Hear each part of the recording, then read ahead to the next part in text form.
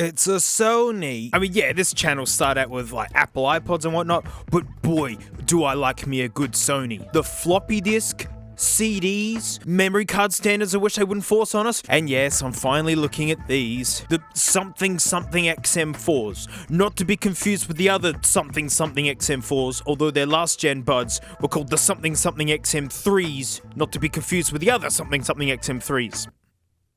But hey, the unboxing experience, really neat. I've never seen such a commitment to being recyclable. I'm a big fan of how compact it is too. Look, bud bits and a tiny cable. This cable literally feels like the ones that come with bootleg nuggets. Like, I will call them out on that. It's got genuine Sony on it, yet it feels like a bootleg. What a time to be alive. And all the Manuels.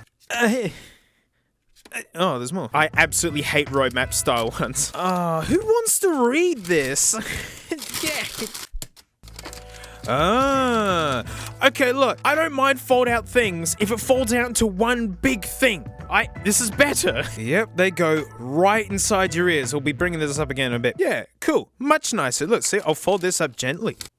So, this case is way better than the old XM3s, where it was absolutely stinking gigantic, and worse, it was rubber dipped. So, like, this has got a rubber coating on it, so we know it's going to turn into goop one day, but it grips inside of your pocket, and when it's this stinking humongous, I didn't like it. So this one's way better, but it's just okay. The big competition, AirPod Pros, this case is way stouter. It's got the metal hinge on the back because I've owned these since 2019. They've been dropped a billion times. I mean, you can just see the grot and grime. It's still nice to use. And while this is much smaller than this honking beast, it's still a lot bigger than the AirPods. I mean, yes, top-down view maybe they look pretty similar, but if you check out the thickness, because that's what really matters with something that's pocketable. How thick it is how well it fits into a pocket. It's why smartphones can be gigantic but just slip straight in because they're this thin. And honestly, I've used these so much because they're so pocketable. Like, I can stick them in the same pocket as my keys and they just disappear. It just doesn't feel as nice, but it's not to say it's bad. It's middle ground, perfectly acceptable plastic material. And later on, I'm going to show why it's actually not a big deal at all.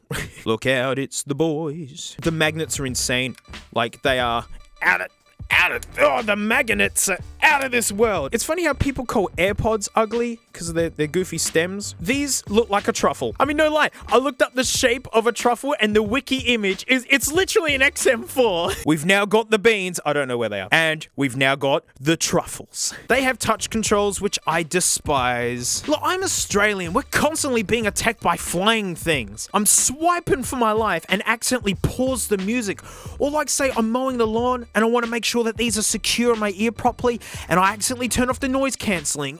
Ooh, that made me mad. You know, on the AirPods, these are like a solid state button. You have to squeeze it. It's very intentional.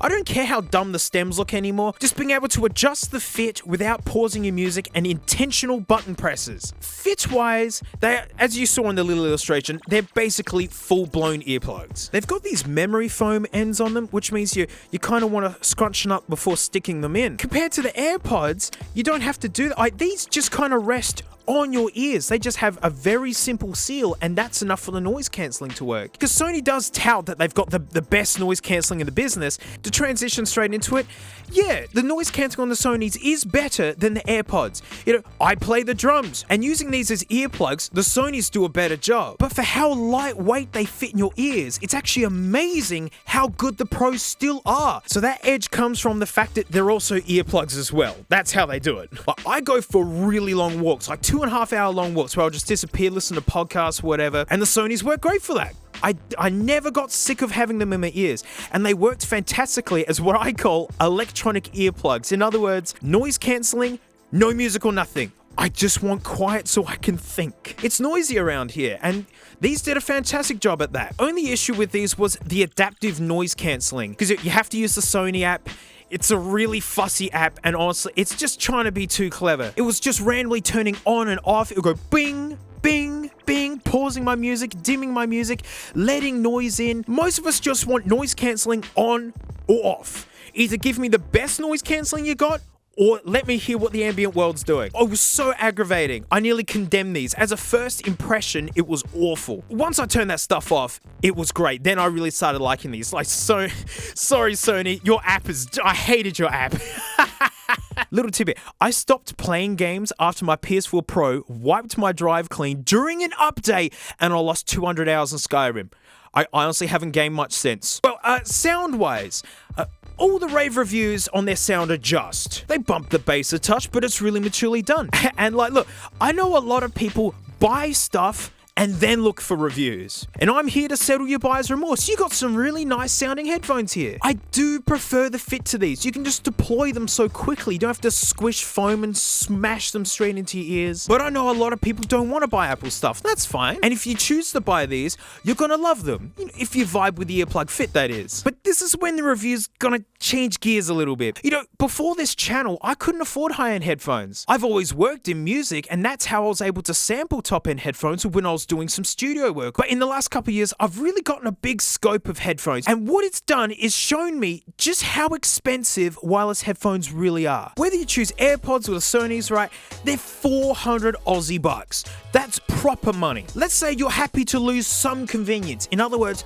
a cable. DT770s. Brand new, there's like 200 bucks. I recommend the 80 ohm ones. They'll basically run out of laptops, phones, and these are legend. They've been making these since the 80s. You can do professional editing and mixing with them. Oh, you want these to be wireless? The FiiO BTR5. It turns your wired headphones into wireless ones. But then better than that, it's also a DAC and an amp. It's an upgraded processor to unpack the music better. This is wireless high-res audio equipment. It even has a built-in microphone, so yes, you can make phone calls with your 770s. And even better, if you plug it in USB into a computer, this can work as your computer sound card. MacBook, PC, stinking anything. But I know this isn't what you want, because you want out and about headphones that can block out noise while you're on the bus, the train, or just simply at work. There's many different choices. You get KZs, or in this case, I've got some KB ear KS2s here. These are like 25 bucks. So many people have picked up KZs and KB ears, and they've messaged out to me just to say they shouldn't sound this good for 25 something bucks. And if you don't think these can cancel as much noise as like high-tech, you know, new active noise cancelling,